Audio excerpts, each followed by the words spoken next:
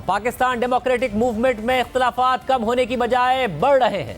वक्त गुजरने के साथ साथ मामला सुलझने की बजाय मजीद उलझ रहे हैं। पीडीएम में इख्तिलाफात अब सिर्फ इस्तीफों तक महदूद नहीं रहे, बल्कि इख्तिलाफात में शिद्दत आ रही है। पीडीएम की क़यादत को अब पीपल्स पार्टी के फैसले का इंतजार है। पहले मौलाना फजल रहमान और आसिफ जरदारी के दरमियान राब्ता हुआ, फिर उसके बाद आज नवाज शरीफ और मौलाना फजल रहमान के दरमियान राब्ता हुआ है और पीपल्स पार्टी के बगैर तहरीक आगे बढ़ाने के इम्कान पर भी बात हुई है। यानी अगर पीपल्स पार्टी इस्तीफा नहीं देती तो 9 जमातें एक तरफ खड़ी होंगी और पीपल्स पार्टी दूसरी तरफ खड़ी होगी। मगर यह सवाल अपनी जगह है कि पीपल्स पार्टी के बगैर क्या पीडीएम का इत्तेहाद हुकूमत के लिए खतरा रहेगा और क्या पीडीएम के बगैर पीपल्स पार्टी की सियासत को नुकसान नहीं होगा।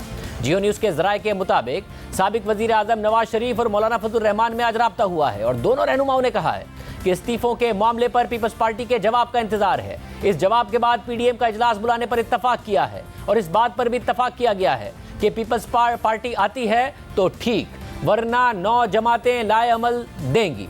इसके अलावा दोनों रहनुमाओं ने जेल भरो तहरीक पर भी बात की, जबकि इससे पहले मौलाना फजल रहमान और आसिफ अली जरदारी में भी राब्ता हुआ था और जियो न्यूज़ के ज़राए के मुताबिक दोनों रहनुमाओं ने पीडीएम इत्तिहाद बरकरार रखने पर इत्तफाक किया और इख्तिलाफी उमूर तय करने के लिए मुशावरत जारी रखने पर भी इत्तफाक किया गया। ज़राए के मुताबिक मौलाना फजल रहमान ने इख्तिलाफी उमूर को ओपन ना करने की भी दरख्वास्त की। इसके अलावा आज पीपल्स पार्टी का भी अहम मुशावरती इजलास हुआ, जिसमें यह फैसला किया गया कि साबिक वज़ीर आज़म जुल्फ़िकार अली भुट्टो की बरसी 4 अप्रैल को लियाकत बाग रावलपिंडी में होगी और जलसे के बाद सेंट्रल एग्जीक्यूटिव कमेटी का इजलास होगा, जिसमें इस्तीफों के मामले पर हतमी फैसला होने का इम्कान है। यानी तकरीबन 16 दिनों के बाद पीपल्स पार्टी हतमी फैसला करेगी और फिर पीडीएम की क़यादत को आगाह करेगी। मगर अब इख्तिलाफात सिर्फ इस्तीफों तक महदूद नहीं है। नून लीग ने एतराज़ किया है कि पीडीएम के इजलास से साबिक सदर आसिफ अली जरदारी की तकरीर मीडिया पर लीक की गई, जिसकी वजह से पीडीएम के इजलास में तलखी बढ़ी और मरियम नवाज और मौलाना फजल रहमान नाराज़ हुए। साथ ही एतराज़ भी किया जा रहा है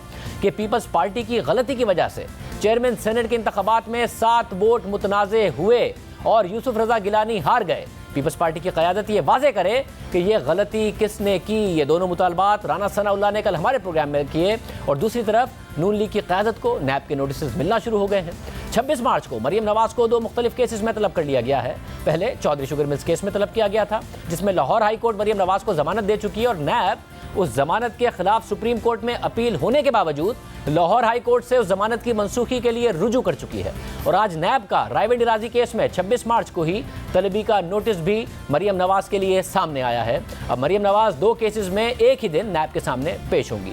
एक तरफ इख्तिलाफात में शिद्दत आ रही है, पीडीएम की क़यादत पीपल्स पार्टी के फैसले का इंतजार कर रही है और यह तय कर लिया है कि अगर पीपल्स पार्टी नहीं आती, नहीं मानती, तो फिर 9 जमातें अपनी हिकमत अमली तय करेंगी।